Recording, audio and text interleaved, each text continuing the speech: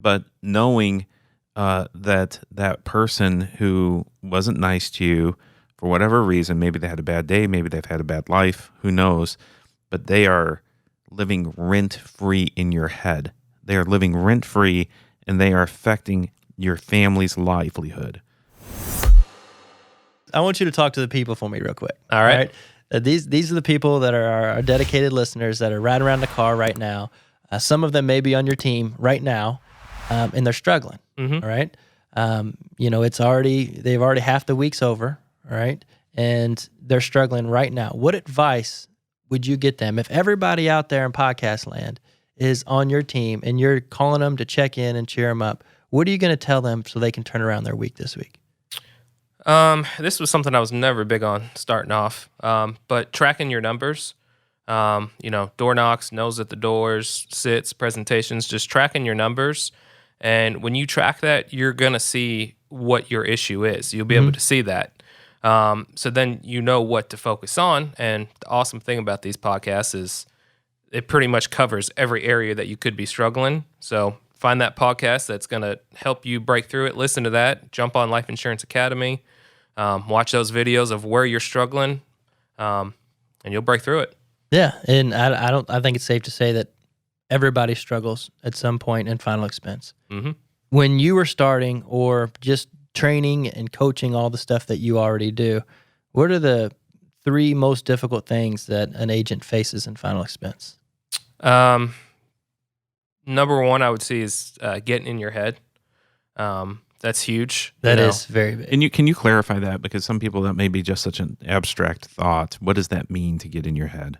For example, if you went up to a door and they said, no, not interested, slammed it in your face, maybe cussed you out, get off my property, and, you have your tail between your legs walking back to your door, you can get in your head a little bit. Maybe there was a sit that you had and you felt like you definitely could have helped them, but you just couldn't break through, and you're just thinking about that all day. So the awesome thing that I tell everybody is just one more knock. You never know what's going to be behind that next door. And to me, that's the easiest way to get out of your head, because that next door could be, as you say, the honey hole. Yeah.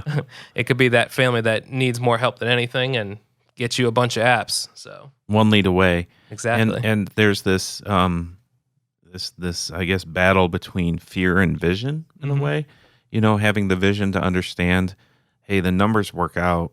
I mean, if you can talk to Jimmy, you can talk to other agents who are successful that they're committed to the numbers work out. And are there going to be bad days? Yes. Are there going to be good days? Yes. Are there going to be great days? They're going to be great days, right? But knowing that person who wasn't nice to you for whatever reason, maybe they had a bad day, maybe they've had a bad life, who knows, but they are living rent-free in your head.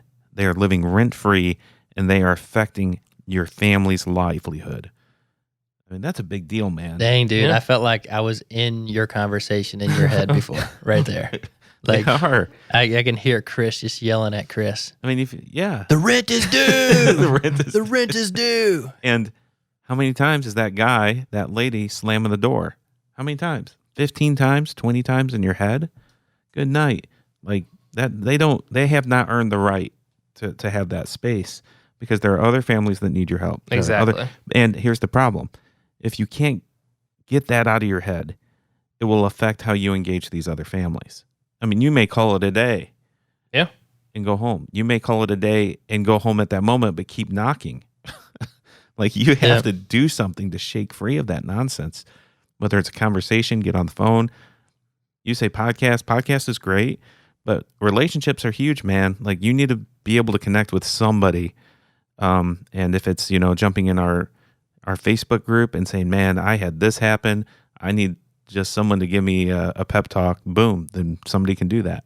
But whatever it takes, shake it. Shake it off, as T. Swift says. Absolutely. So number 1 is mindset. What's number 2? Number 2 is what Chris actually was just talking about. Not going home, whether it was on something bad and you go home, you just can't take it anymore, or maybe you had a great day. Maybe you just came out of home and wrote 2,000 and you're feeling good. Dude, I earned it. You earned that. I can't go home? No. Why? Because there's more out there.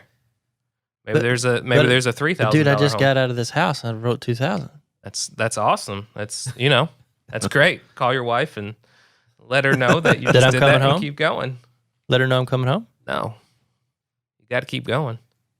Sorry, Zach. You got to keep going, bro. All right, I guess we'll keep going. So there was number 3 then. I mean, there's a lot of things that agents can struggle with.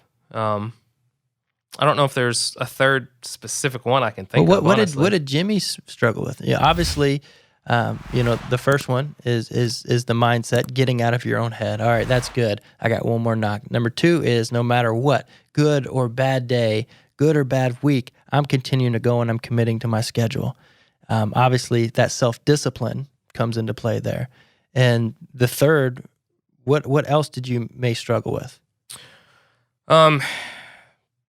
When I got home, or especially starting off, wanting to just relax and and chill out. And I think something that will definitely help you get to the next level and get you out of that hump is to practice a little bit.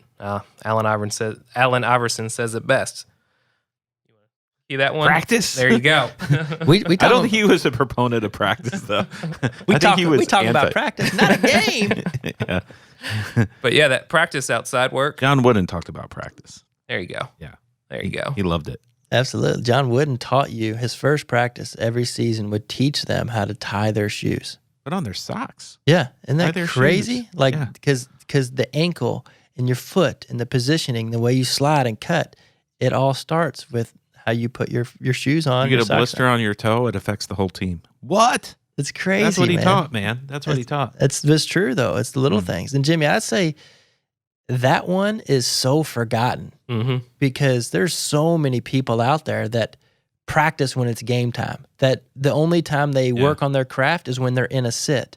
But that's do or die. That's, app or no app. That's I'm coming home eating bread or I'm coming home eating steak, right? Well, Jimmy ain't gonna let me go home anyway. But, understanding that, and you said this earlier, and it just popped in my head, that you almost quit. And then, for one, you got out of your own head. The second thing was you kept moving forward. And the third thing was you decided how all the records you set in advertising sales over the phone from a radio station doesn't really help you that much in final expense sales of life insurance. So what you had to do, you had to practice and you had to get better. Hey, thanks for watching this video. For more unbelievable content from the Life Insurance Academy podcast, subscribe now, and you can go watch your next video right here. Do it now. See you on the next video.